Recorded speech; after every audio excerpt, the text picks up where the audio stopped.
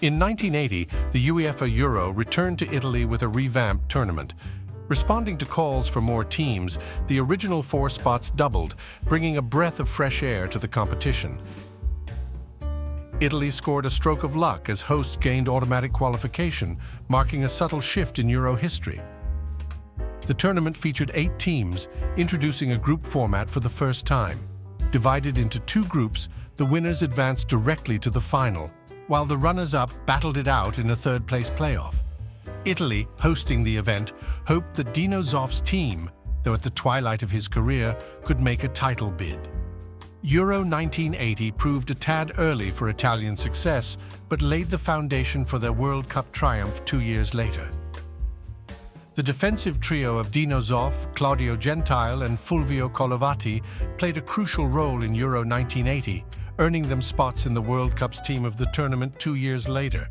Despite doubts about Zoff's age, he was 38 in 1980, he silenced critics with standout performances, earning him a spot in the 1980 team of the tournament.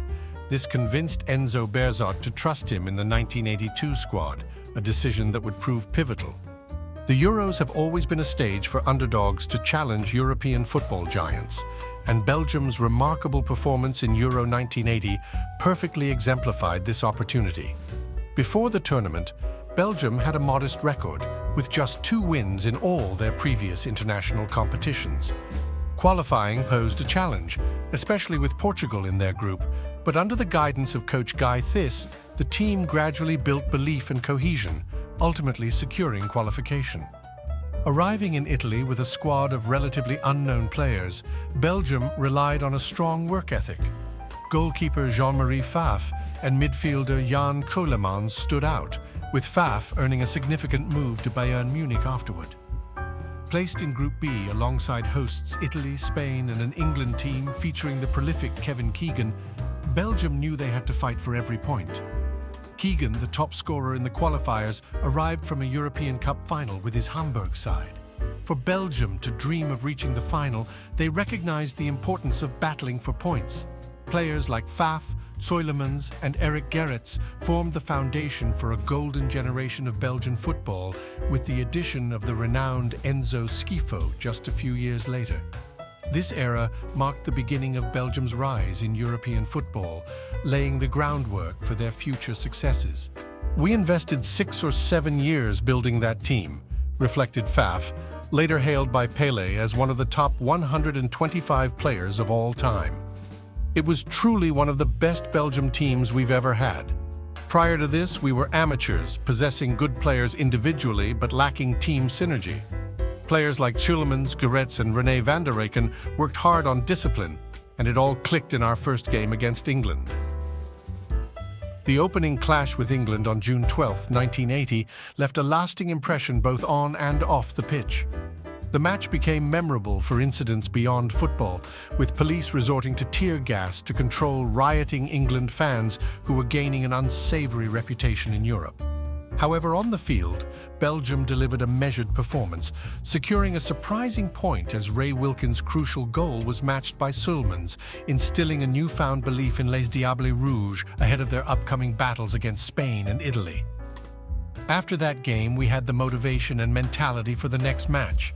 Playing well generates momentum and confidence, with Kevin Keegan and other top players was expected to win by 4 or 5 goals, but it ended 1-1, Pfaff reflected, highlighting the resilience and determination that laid the foundation for Belgium's unexpected journey in Euro 1980. Despite widespread criticism of the defensive styles seen at Euro 1980, Belgium stuck to their well-planned approach and managed to overcome Spain 2-1. Simultaneously, the host nation Italy secured a narrow 1-0 victory against England, setting the stage for the Group B finalists in a showdown between Italy and Belgium in Rome. Belgium's unexpected journey had already defied expectations, and facing the hosts, they stuck to their defensive tactics, recognizing that a draw would be enough.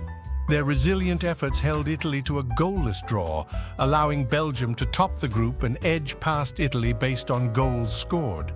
The Italians, enduring a disappointing home performance, went on to lose the third-place playoff to Czechoslovakia in a penalty shootout. In the final, West Germany awaited Belgium. The Germans, despite a shaky 1-0 opening win against Czechoslovakia, quickly dispelled criticisms of cautious playing styles. The standout moment came in the thrilling 3-2 victory against the Netherlands, with Klaus Allofs scoring a hat-trick. This secured an early spot in the final for West Germany, and Allofs emerged as the top scorer in a low-scoring Euro 1980. In their final group game, West Germany played out a goalless draw, earning a solitary point against the surprise qualifiers, Greece. The final marked a clash of styles and reputations as the underestimated Belgian side faced the dominant West Germans. Despite reaching the final, only one Belgian player made it to the team of the tournament, which was largely dominated by the West Germans. Many had written off Belgium, making Van der Rijken's clinical penalty in the 75th minute to equalize a genuine shock, suggesting that the mighty West German side might have met their match.